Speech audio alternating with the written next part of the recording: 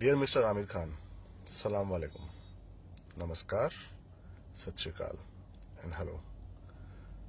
कल न्यूज़ देखकर यह पता लगा कि आपको और आपकी वाइफ को अपने कंट्री में बहुत डर लगता है और आप लोग ये सोच रहे हो कि आने वाला टाइम कैसा होगा, क्योंकि आज के टाइम में हमारा कंट्री बहुत इनटॉलरेंट हो गया। कल सुबह मैं ऑफिस के लिए तैयार हो रहा था और ब्रेकफास्ट के टाइम पे मैंने ये न्यूज़ देखी। सच बताऊं, कल का दिन मेरे लिए बहुत बुरा भी था, इसलिए क्योंकि मैं आप जैसे बंदे से कभी भी एक्सपेक्ट नहीं कर सकता था कि आप इस तरह की बात करेंगे। हम सब लोग जानते हैं कि हमारे कंट्री में ऐसा कुछ नहीं हुआ पिछले 8-9 महीने में जिससे कि हमारे कंट्री का इंटॉलरेंस लेवल बढ़ गया हो। हमारा कंट्री वैसा ही है जैसा पहले था। इंडीड अभी हमारे कंट्री का इंटॉलरेंस लेवल कम हो रहा है, बढ़ नहीं रहा। हम लोग अलग अलग कल्चर्स को ज़्यादा समझ रहे हैं, हम लोग ग्लोबल हो रहे हैं। एज एन इंडियन हम लोग बहुत कुछ कर रहे हैं जिसको हम तरक्की के रास्ते पे मानेंगे। लेकिन आपके इस एक स्टेटमेंट ने पूरे ग्लोबल वर्ल्ड में हमारे कंट्री का एक बहुत ही गलत उदाहरण पेश किया है और ये स्टेटमेंट बहुत ही अनरीजनेबल था, इसलिए हम लोगों का दिल ज़्यादा टूटा है। आपकी मूवीज़ देखकर लगता था कि आप बहुत ही एक सुलझे हुए इंसान हैं और कुछ हटकर हैं बॉलीवुड में, जो सिर्फ मूवीज़ पैसे के लिए नहीं बनाते बल्कि कुछ नया करने के लिए बनाते हैं। अगर हमारे कंट्री में इनटॉलरेंस लेवल बढ़ गया होता तो सच बताऊं, आपकी मूवी पीके रिलीज नहीं हो पाती। वो आग लगा दी जाती हर उस थिएटर में जिस थिएटर में पीके रिलीज हुई। इनटॉलरेंस लेवल अगर हमारी कंट्री में बड़ा होता तो पीके इतनी कमाइयाँ ना करती। हमने वो संदेश देखा जो आपने दिया और अच्छे से देखा। अगर आपको इनटॉलरेंस लेवल वाकई में देखना ना इंडिया का, तो उस एक सीन में जिसके अंदर आप शिव जी के पीछे भाग रहे हैं, उस सीन को री एनेक्ट कीजिए, फिर से बनाइए और शिव जी की जगह with all due respect prophet Mohammed को डाल दीजिए। आपको एग्जैक्टली पता लग जाएगा कि इंटॉलरेंस लेवल होता क्या है। हम ये नहीं कह रहे, या मैं ये नहीं कहना चाहता हूँ कि यहाँ पर किसी एक समुदाय का, किसी एक रिलीजन का टॉलरेंस लेवल कम है या ज़्यादा है, लेकिन मुझे अभी तक ये समझ में नहीं आ रहा कि आपको ऐसा क्या इनसिक्योर फील हुआ पिछले कुछ टाइम में जिसके अंदर में आपको इतना बड़ा स्टेटमेंट देना पड़ा। As as a citizen of country, मैं इस कंट्री का एक आम नागरिक हूँ। मुझे कोई खास सुरक्षा नहीं मिलती। मैं आपकी तरह एमिनेंट पर्सनालिटी नहीं हूँ, मेरे आसपास सिक्योरिटी गार्ड्स नहीं है। मैं जहाँ भी जाता हूँ वहाँ पर मेरे लिए स्पेशल वीआईपी ट्रीटमेंट नहीं होता। मेरे लिए पुलिस खास सुरक्षा नहीं करती, आम सुरक्षा करती है। और मैं भी एक माइनॉरिटी कम्युनिटी से आता हूँ। मैं तो इनसिक्योर फील नहीं कर रहा।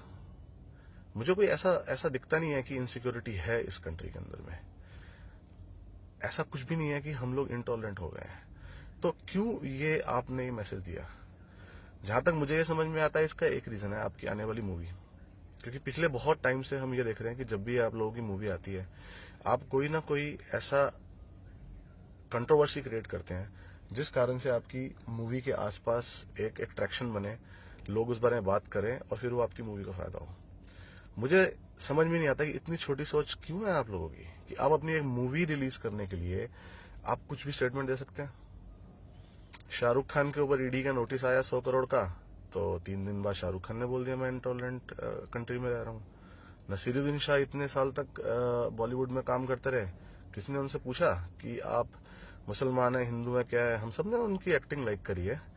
एक दिन उठकर वो आते हुए कहते हैं मुझे मुसलमान होने का नुकसान है। मुझे समझ में नहीं आती कहाँ मिल रहा है नुकसान, आपको कहाँ है? एग्जाम्पल तो दो, कुछ तो बताओ कि ये हुआ हमारे साथ। ये हुआ इसलिए मैं ये बात बोल रहा हूँ। हम बहुत टॉलरेंट हैं। हम अगर टॉलरेंट नहीं होते तो इस कंट्री के सब सुपरस्टार्स एक खास समुदाय से आते हैं। शाहरुख खान, सलमान खान, आमिर खान, सैफ अली खान, फरहान अख्तर। मतलब हमने तो फरदीन खान तक को बर्दाश्त किया है यार। अब हमारी टॉलरेंस की बात कर रहे हो, टॉलरेंस की बात कर रहे हो। हमने तो धूम 3 देखी है आपकी। हम इतने टॉलरेंट, हमने फिर भी कुछ नहीं कहा कि इतनी बकवास मूवी है। हमने आपसे पैसे वापस मांगे? नहीं मांगे। हम टॉलरेंट हैं, ये कंट्री टॉलरेंट है। और रही बात छोटी मोटे इंसिडेंट्स की, छोटे मोटे मैनियक्स की, हर कंट्री में ऐसे मैनियक्स हैं, हर कंट्री में दिक्कतें हैं। बर्मा जैसा कंट्री, श्रीलंका जैसे कंट्रीज जहां पर बुद्धिस्ट बहुल समुदाय है, वहां पर एथनिक क्लिंजिंग हुई है दोनों कंट्रीज के अंदर में। और आप लोगों को अच्छी तरह पता है बुद्धिज्म को शांति का प्रतीक माना जाता है, लेकिन श्रीलंका के अंदर जिस तरह तमिलों को खत्म किया गया और जिस तरह से बर्मा के अंदर रोहिंग्या मुसलमानों को भगाया गया, एथनिक क्लिंजिंग करी गई, और दुनिया के कौन से कंट्री में मैनिएक्स नहीं बैठे हुए, दुनिया के कौन से कंट्री के अंदर में इस तरह की छोटी मोटी वारदातें नहीं होती? तो इंडिया के ऊपर इतना टारगेट क्यों? आप लोग यूएस जाते हैं, वहां आपको नेकेड स्ट्रिप सर्च कर दिया जाता है। यार आपने कभी बोला है कि मैं आज के बाद यूएस नहीं जाऊंगा?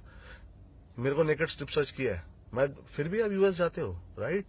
इंडिया के ऊपर कितने बड़े बड़े दिक्कतें हुई, 80s पूरा 90s पूरा सिख ट्रबल हुई, 84 के अंदर में सिखों को जिंदा जलाया गया, पूरा 90s के अंदर में पंजाब प्रॉब्लम रही, 90s के अंदर में कश्मीरी पंडितों को उनके घर से खदेड़ दिया गया, उनको अपने कंट्री के अंदर में शरणार्थी बनकर रहना पड़ा। आपके मुंह से एक आवाज नहीं निकली। तब आपके लिए इंडिया टॉलरेंट था, तब आपके लिए इंडिया रहने लायक था। आज क्या हो गया है? क्योंकि आज आप एक बंदे को पसंद नहीं करते हैं और उस बंदे का नाम सबको पता है कि उस बंदे का नाम नरेंद्र मोदी है, उसको आप पसंद नहीं करते हैं, तो उसके लिए आप अपने पूरे कंट्री को स्लैम करेंगे, आप कुछ भी बोलेंगे, और उसके बाद आप ये सोचेंगे कि हम लोग इसको आपकी एक राइट टू स्पीच के अंदर में डालकर आप कुछ भी कह सकते हैं। टॉलरेंस का भी एक लेवल होता है, राइट टू स्पीच का भी एक लेवल होता है। इसका मतलब ये नहीं कि आप उठकर कुछ भी बोल दोगे विदाउट एनी जस्टिफिकेशन। और हम लोग इस चीज से बहुत शर्मिंदा है, जो आपने बोला है, हम लोग बहुत गुस्से में हैं, इसलिए हम लोग आपका बॉयकॉट करेंगे, हम लोग आपकी मूवीज का बॉयकॉट करेंगे, हम लोग आपकी आने वाली मूवीज को नहीं देखने जाएंगे थिएटर में, हम लोग आप जिस कंपनी के ब्रांड एम्बेसडर हैं उसका बॉयकॉट ऑलरेडी कर चुके हैं। हम लोगों ने उस कंपनी की ऐप जो है वो अनइंस्टॉल कर दी है, उसको सिंगल स्टार दिया है, और वहां लिखा है कि जब तक आप उस कंपनी के ब्रांड एम्बेसडर रहेंगे हम उस कंपनी से ऑनलाइन कोई शॉपिंग नहीं करेंगे।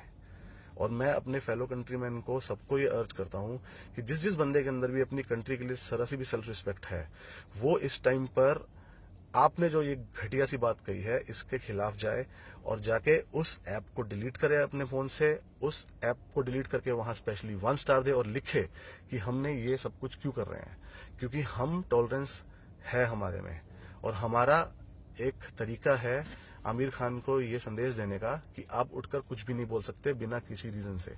ऐसा कुछ भी नहीं हुआ आपके साथ पिछले कुछ सालों में या किसी भी टाइम पर जिसमें आपको या आपकी वाइफ को, आपके लिए या आपके बच्चों के लिए डर लगे।